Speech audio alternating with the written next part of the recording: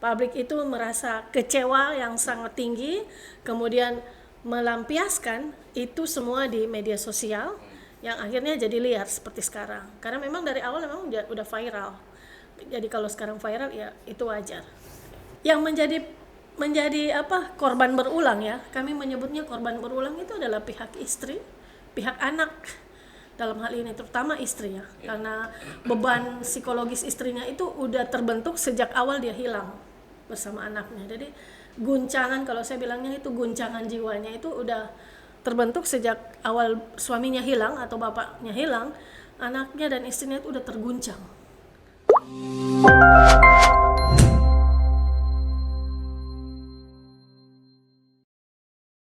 Halo teman-teman, kita ketemu lagi di Cuma Podcast. Malam ini bintang tamu kita, bukan bintang tamu sih kalau Cuma Podcast bilang teman sharing. Teman sharing kita ada Kak Soraya Sultan, betul nggak? Saya panggilnya Kak Aya biasanya. Nah, Kak Aya ini apa ya? Kalau boleh saya bilang aktivis perempuan. Dan karena itu kita mau bicara soal, nah teman-teman pasti terutama yang di Palu atau Sulawesi Tengah malah ya tahu kasus yang sekarang lagi rame, lagi viral bahkan di media sosial, itu kasus soal menghilangnya Dr. Faisal. Mbak Ya mengamati itu juga ya? Ya, terima kasih. Assalamualaikum warahmatullahi wabarakatuh. Ya, terima kasih udah diminta untuk sharing, hadir di acara podcast ini. Sebenarnya ini kalau bicara kasus yang lagi viral ini ya di awal kan kita juga mengikuti ya bagaimana beliau menghilang, menghilang. Kalau saya menyebutnya menghilangkan diri. Kalau awal-awal kan kita mengetahuinya dengan beliau hilang, kemudian tidak ada kabar, kemudian prosesnya semua orang ikut mencari, ya semua pihak ikut sama-sama mendoakan. Dan kita memantaunya itu dari media ya? Dari media sosial, karena kan kita tidak berada di tempat, jadi wajar kalau itu. Karena itu memang juga diupdate terus di media sosial. Kalau saya lihat di grup-grup lokal misalnya, ada grup Intip Toli-Toli, itu terus menerus di backup di situ. Dan konon kabarnya, karena kita juga tidak mengenal secara pribadi dengan beliau juga sosok yang low profile, yang juga cukup dekat dengan orang-orang, terutama para pasiennya, dan dianggap sebagai dalam tanda kutip public figure di lokal Toli-Toli. Jadi begitu beliau hilang, wajarlah kalau orang-orang setempat, orang lokal Toli-Toli itu khususnya yang mungkin mengenal beliau secara pribadi juga merasa prihatin ya, dan itu tersampaikan melalui media sosial. Jadi otomatis kita yang bukan orang Toli-Toli juga merasa prihatin juga.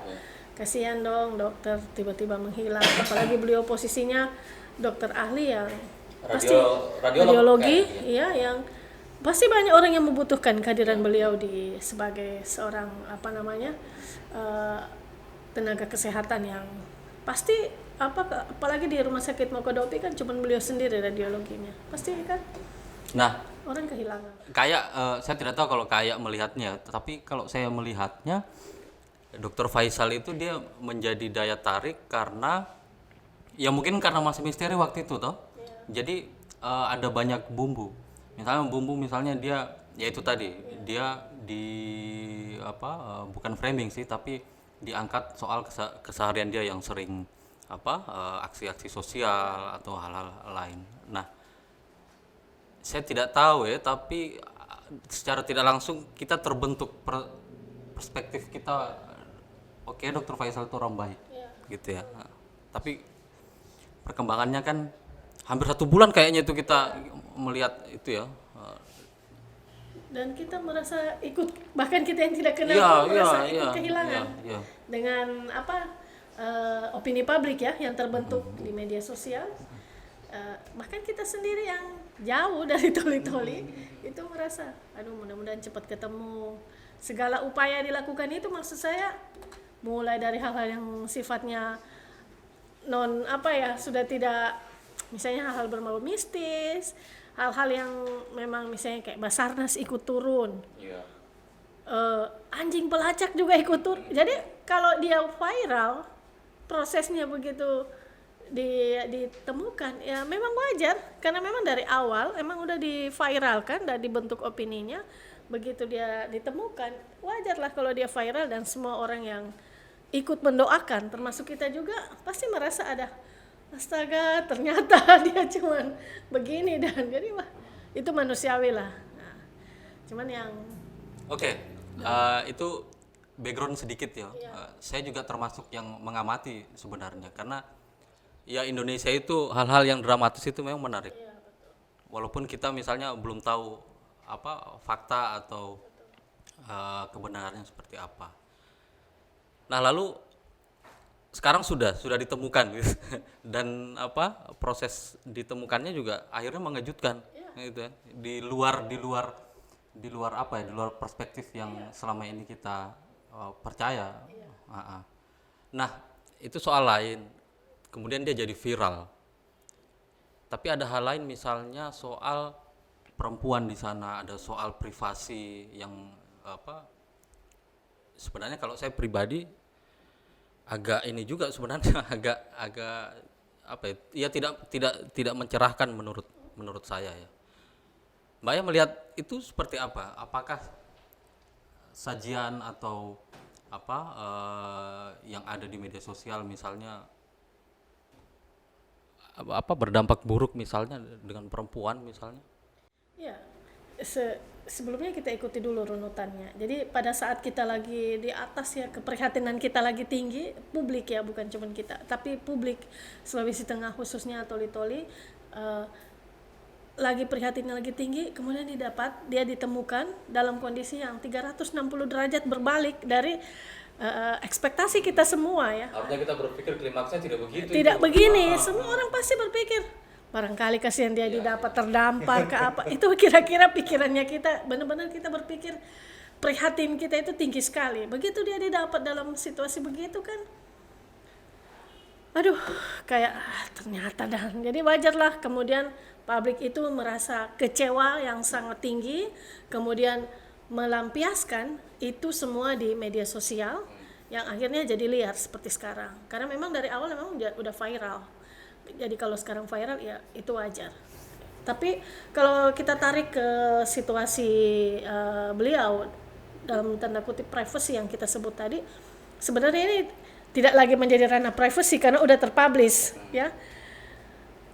Orang baru tahu sekarang mungkin beliau punya ada masalah-masalah internal di dalam rumah tangganya dengan cara dia ditemukan begitu. Orang ternyata dia punya masalah. Tapi kalau mau dibilang itu masalah pribadi sudah tidak bisa lagi karena dia sudah terpublik. Orang akhirnya jadi tahu iya ini dengan ini dan ini. Nah, yang menjadi korban berulang ya. Kami menyebutnya korban berulang itu adalah pihak istri, pihak anak. Dalam hal ini terutama istri ya, karena beban psikologis istrinya itu udah terbentuk sejak awal dia hilang bersama anaknya. Jadi guncangan, kalau saya bilangnya itu guncangan jiwanya itu udah terbentuk sejak awal suaminya hilang atau bapaknya hilang, anaknya dan istrinya itu udah terguncang. Kemudian dia ditemukan lagi dalam kondisi begitu, lebih terguncang lagi. Jadi yang menjadi korban dalam hal ini secara psikis adalah istri dan anak beliau. Yang terupdate ini adalah istrinya tampil di publik untuk memberikan menjadi dia maju lagi jadi bumper suaminya dan membantu membackup suaminya dengan berbagai cara. Ya kan itu luar biasa. Menurut saya malah mudah-mudahan istrinya kuat lah menghadapi itu semua dan bisa bisa diberi kekuatan lah dan segala rupa lah. Itu juga kita juga belum tentu mampu melewati situasi itu. Dan kalau lihat komen-komen di media sosial misalnya, bahkan kan itu sarkas sekali gitu, ada yang sampai misalnya mohon maaf menunjuk perempuan itu sebagai ini gitu ya. Nah, harusnya seperti apa ya? Saya agak takut kalau itu dibiarkan misalnya itu jadi budaya gitu. Kan ini proses ditangani polisi, kita tidak tahu mana benar mana salah gitu. Bahkan sejak awal kita ya masih menerka-nerka gitu. sekarang kan publik sudah menghakimi, perempuannya yang tidak beres ini, dan ada komentar seperti itu malah. Nah itu apakah kita memang harus seperti itu atau seperti apa, Kak Aya? Kalau perspektifnya misalnya dalam rangka melindungi privasi dan perempuan ya. Ya, sebenarnya publik ya tanpa sadar dengan berkomentar seperti itu di media sosial itu sebenarnya yang kembali tersakiti jiwanya itu adalah istri dan anaknya. Karena mereka walau bagaimanapun masih yang bersangkutan ini masih bapak, sosok suami. Jadi dengan dia dikomentari segala rupa oleh netizen, ya yang tersakiti lagi itu adalah istri dan anak-anaknya. Kalau saja anak-anaknya bisa membaca itu semua, pasti dia akan tambah stres lah menurut saya. Bahkan, sorry saya potong, bahkan di media sosial ada yang posting sampai KTP dan alamatnya. Iya, gitu ya. iya, itu kan. Jadi kalau kita tarik ke pasangan beliau yang ditemukan ini, saya tidak mau berkomentar sampai sejauh itu ya, tapi bahwa apa yang dia lakukan itu tentu salah ya. Kalau kami dari perspektif pendampingan korban itu pasti salah, karena kalau mau ditarik ke ranah undang-undang KDRT, dia sebenarnya udah masuk kategori masuk kategori kekerasan psikis. Ya, dia menjadi pelaku kekerasan psikis terhadap istri dan anaknya. Cuman kan bedanya KDRT ini karena delik aduan. Nah, harus istrinya yang mengadu. Tapi dalam kondisi sekarang saya yakin istrinya mungkin pikir berkali-kali untuk melaporkan itu. Tapi kalau saya juga tadi coba diskusi dengan teman-teman lawyer, dia bilang dia bisa masuk ke pembohongan publik sebenarnya. Tapi gimana, apakah ada publik yang mau melaporkan itu atau apa gitu ya, teknisnya itu yang agak ribet. Kalau apa yang dia lakukan sebenarnya udah bisa masuk kategori pembohongan publik, karena kita ya manusiawi, kita juga merasa dibohongi kan oleh apa yang beliau lakukan. Atau kita yang sok mau tahu dari awal?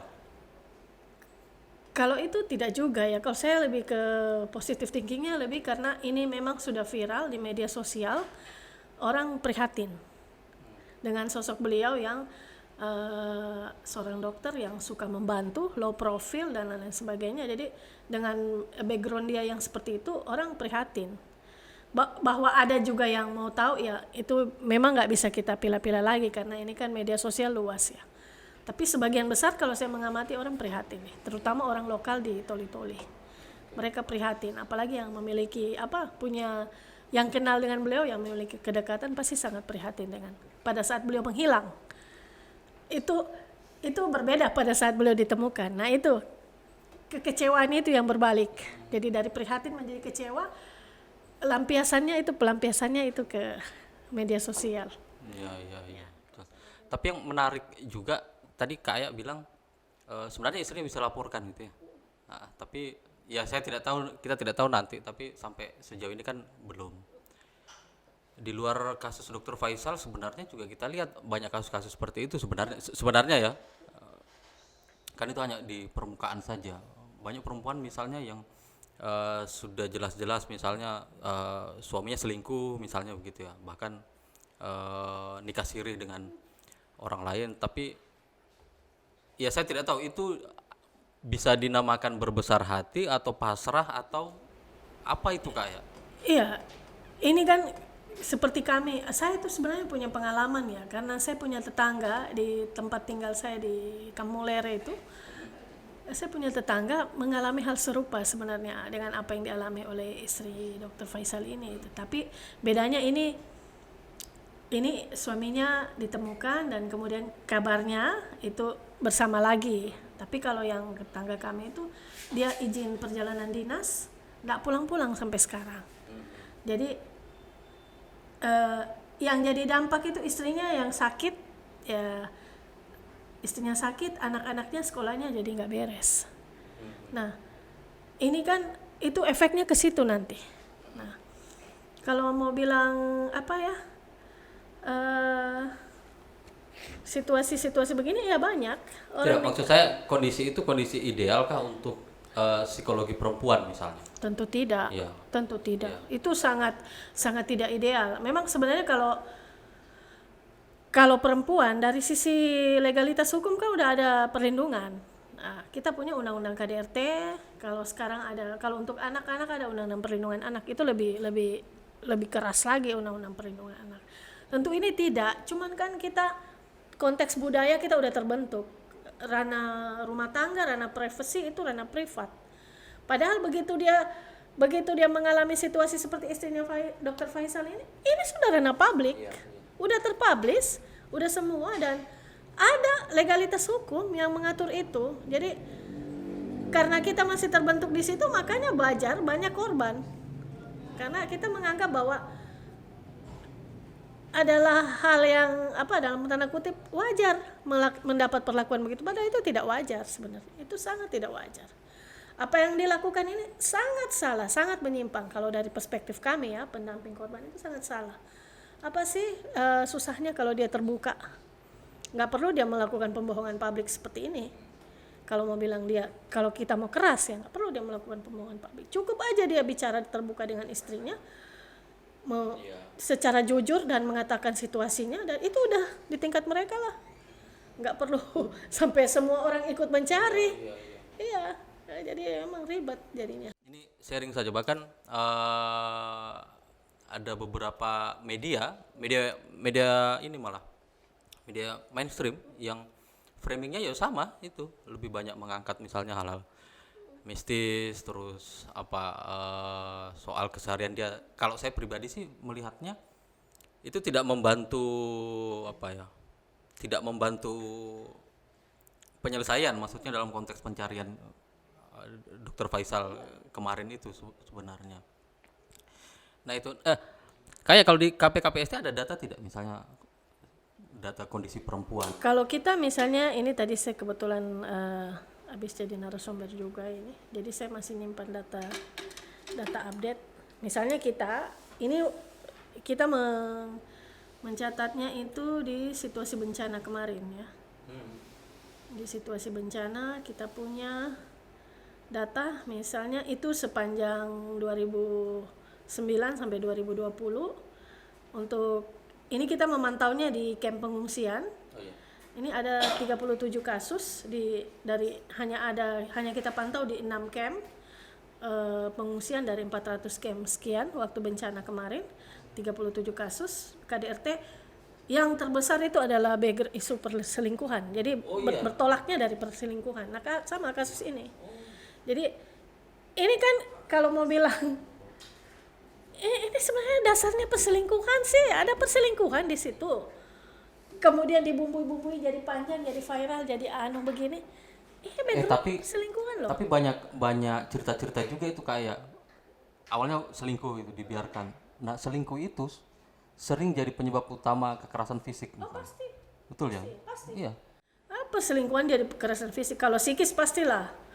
Nah, yang ribet itu kalau dia jadi kekerasan fisik bahkan ekonomi, karena dia pasti menelantarkan istri, menelantarkan anak.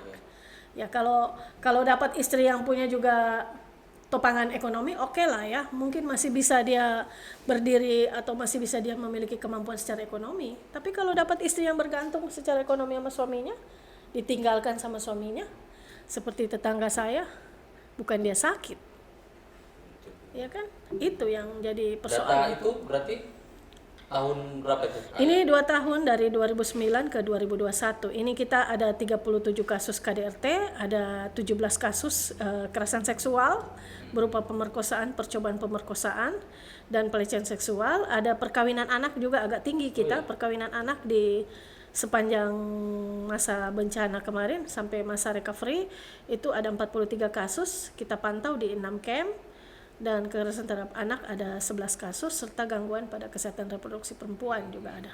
Jadi yang banyak itu KDRT dan perkawinan anak. Sebarannya di Palu? Sebarannya ini di Palu, Sigi Donggala, tapi hanya di 6 camp. Hanya di 6 camp. Kita punya berdasarkan data BNPB itu ada kurang lebih 400 camp yang tersebar di Palu, Sigi Donggala, dan Parigi. Itu. Nah bayangkan aja, hanya sekian persen yang bisa Itu melapor mereka atau melapor. Ini yang melapor ke, kan kami punya tenda ramah perempuan di camp-camp itu. Jadi tenda ramah perempuan itulah tempat dia mengadukan persoalannya yang kami catat. Kemudian ada yang di follow up secara hukum, ada yang di follow up secara psikis, mendapatkan konseling dan bimbingan bimbingan psikolog. Kemudian bimbingan itu dari mana kayak? ya kita kan ada ada mekanisme rujukan yang kita bangun bersama dengan Dinas Pemberdayaan Perempuan, ada UPTD, ada polisi, ada lembaga psikolog, ada kalau di sini kan di Sejenak Hening ada kawan-kawan psikolog. Tapi saya punya cerita itu kayak. Saya bukan kenal sih, tapi beberapa kali ketemu diskusi psikolognya. Siapa ya? Adi siapa? Putu siapa? Putu Adi. Jadi ada di satu momen diskusi, kita diskusi soal perempuan. Ternyata kan sampai Februari saja itu kalau data Dinas Pemberdayaan Perempuan Sulawesi Tengah itu ada sekitar 80-an kasus kalau saya tidak salah ya. Nah lalu psikolog itu bilang itu tidak sebanding dengan jumlah psikolog sebenarnya. Dia bilang setengah mati kita, harusnya ada pengkaderan atau cari psikolog-psikolog baru. Nah yang saya mau bilang artinya memang budaya kita sudah begitu gitu ya. Kalau kita mau jujur belum berpihak lah ke perempuan, tapi juga diperparah pemerintah yang tidak siap sebenarnya. Fasilitas yang tidak siap, psikolog yang sangat terbatas, shelter yang tidak ada, rumah aman yang tidak tersedia, kemudian fasilitas-fasilitas pendukung, bahkan ada di beberapa kabupaten kan tidak ada organisasi pengada layanan. Jadi ya udah kalau dapat masalah ya bingung mau kemana. Padahal sebenarnya kalau itu terpublish di Polres itu kan ada unit PPA. Nah unit PPA ini yang menjadi sebenarnya sandaran utama di setiap kabupaten. Tapi kan itu letaknya di ibu kota kabupaten.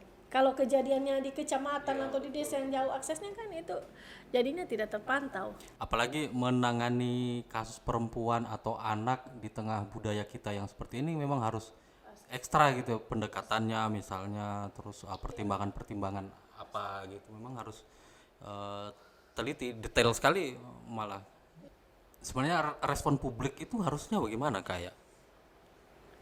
Kalau saya sih secara pribadi nggak bisa menjustis bagaimana yang benar respon publik, tapi makanya saya mengajak mari kita fokus ke istri dan anaknya. Jadi situasi istri dan situasi anaknya, mari kita support di situ. Mari kita support pada istrinya, pada anaknya. Support itu bisa berupa support moral, bisa berupa dukungan dalam bentuk lainnya. Tapi supaya kita tidak terlalu terputar-putar di sampai tadi saya baca berita itu ada yang sudah bikin berita itu ternyata perempuan yang bersama Dr. Faisal itu pernah sekolah di sini. Lalu apa hubungannya? Hubungannya apa? Pasti dirunut-runut itu. Apalagi KTP-nya tersebar kan. Satu sekolah dan alumninya di bawah itu. Iya. Jadi ya siapa juga yang nggak bisa juga disalahkan kan, itu udah terpublish semua. Kita kan Indonesia masih gitulah stylenya kita kan.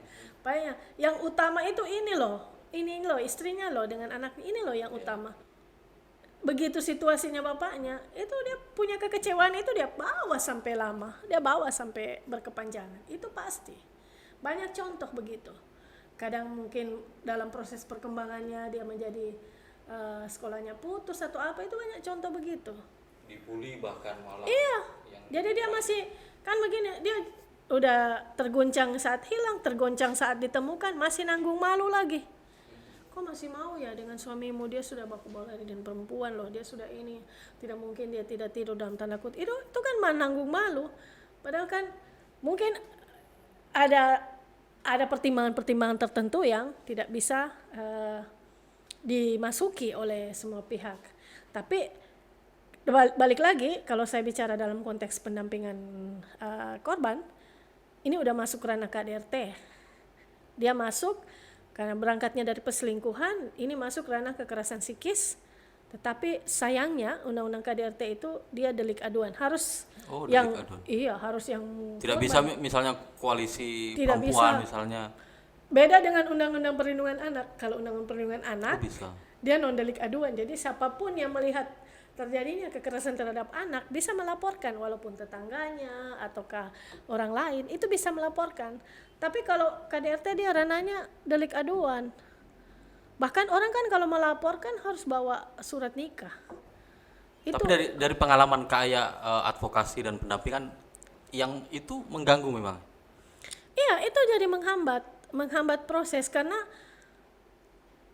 biasanya korban udah mengalami kekerasan fisik sekalipun itu memilih untuk tidak melaporkan kasusnya karena pertimbangan ketergantungan ekonomi, ketakutan, pertimbangan pressure dari keluarga, intimidasi dari pihak lain, itu dia masih pikir itu semua, atau pertimbangan bagaimana anak saya kalau tidak ada lagi bapaknya, itu walaupun dia sudah ancur-ancur bonyok-bonyok istilahnya kita bilang, tetap aja begitu iya, ini ya. kita sampai gemes juga. Ada bahkan yang sudah masuk laporannya, udah berlanjut ditarik karena ada perdamaian. Jadi kita pendamping ini agak dilematis dalam situasi KDRT itu yang delik aduan seperti itu. Sama dengan sekarang ini udah ada Undang-Undang Nomor 12 tahun 2022 soal tindak pidana kekerasan seksual ya. Ini kan sudah diatur juga bagaimana pemerkosaan, bagaimana bentuk-bentuk kekerasan seksual lainnya itu mendapatkan perlindungan hukum korbannya. Itu sudah diatur secara khusus, itu yang berdampak pada seksualitas. Jadi orang di suit-suit pun perempuan kalau dia berkeberatan dia bisa melapor. Kalau dulu kan tidak usah berkau, itu wajar itu kan. Yang begitu-begitu. Yang disalahkan perempuan lagi. Kau kan disuit karena bajumu, karena penampilanmu, ya kan? Itu bebannya kita di sisi perempuan. Oke deh. Kayak kalau bicara konteksnya Sulawesi Tengah, saya tidak tahu apakah sama apa beda ya. Kalau soal budaya, ada tidak misalnya satu hal budaya itu yang mengganggu dalam proses advokasi atau mengganggu perempuan lah untuk berkembang misalnya? Ada, pasti ada. Sebenarnya kalau secara umum Sulawesi Tengah ini udah lebih open mind ya, orang lebih terbuka ya, karena di Sulawesi Tengah ini kan banyak suku-suku udah tergabung di sini. Dia berbeda sama Sulawesi Selatan atau tempat lain. Tapi kita yang sering menjadi kendala atau rintangan kita di lapangan itu adalah hukum adat. Hukum adat, misalnya hukum adat yang berlaku itu kalau untuk di Sulawesi Tengah itu yang sepanjang yang saya ikuti ini adalah di wilayah Kabupaten Sigi dan Kabupaten Poso. Di sini agak kental nih, di dua wilayah ini agak kental implementasi hukum adat, termasuk dalam soal-soal persoalan perempuan dan anak, termasuk dalam KDRT dan lain sebagainya.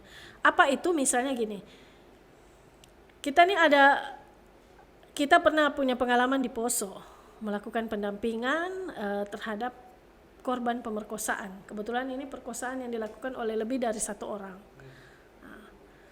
Tapi di tempatnya dia itu berlaku hukum adat. Jadi oleh karena berlaku hukum adat, jadi sebelum dibawa ke ranah publik, hukum adat juga diberlakukan. Ada istilah misalnya cuci kampung. Jadi pihak pelaku harus mengganti atau membayar denda berupa binatang kah atau apa, 1 ekor sapi kah atau apa gitu, dan sapi itu dipotong untuk dimakan sama-sama untuk mencuci, dianggap mencuci kampung. Jadi supaya kampungnya itu bebas dari tindakan amoral itu. Jadi yang kedua itu misalnya ada istilah kamba atau mengganti denda. Jadi kalau dendanya 1 ekor sapi bisa diganti dengan uang sejumlah uang gitu. Jadi korban pemerkosaan di mana posisinya? Kasusnya cuma dibayar oleh denda sejumlah uang. Orang di kampungnya makan rame-rame, dia di mana posisinya? Dia yang jadi korban, dia yang jadi yang terus mengalami itu, dan apa yang dia dapatkan tidak seimbang dengan apa yang dia alami berkepanjangan. Makanya oleh undang-undang TPKS itu kan kalau mau berlakukan hukum adat silahkan, tetapi tetap dia harus masuk ke ranah hukum pidana. Iya, sekarang gitu. Nggak bisa lagi dia, ini udah ditangani adat, nggak bisa lagi. Enggak, sekarang kalau dia adat silakan, tapi pidana tetap jalan. Iya. mungkin berangkat dari kasus yang di Toli-Toli itu kan sudah viral dan komentarnya liar sekali gitu.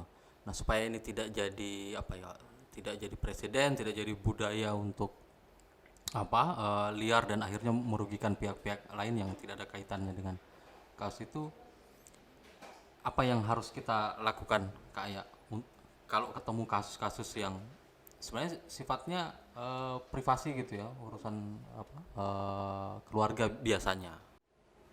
Kalau ini sebenarnya kalau saya merasa Dr. Faisal itu harus tampil di publik loh, to clarificate apa masalah, apakah situasi yang dialami, kemudian dia bertanggung jawab secara publik. Karena dia dalam tanda kutip udah menimbulkan kegaduhan loh. Jadi kalau saya orang bisa sepakat atau tidak, tapi kalau saya merasa yang bersangkutan harus berani tampil di publik, memberi klarifikasi terhadap apa yang terjadi, mengingat itu sudah terpublish dan menjadi konsumsi publik itu.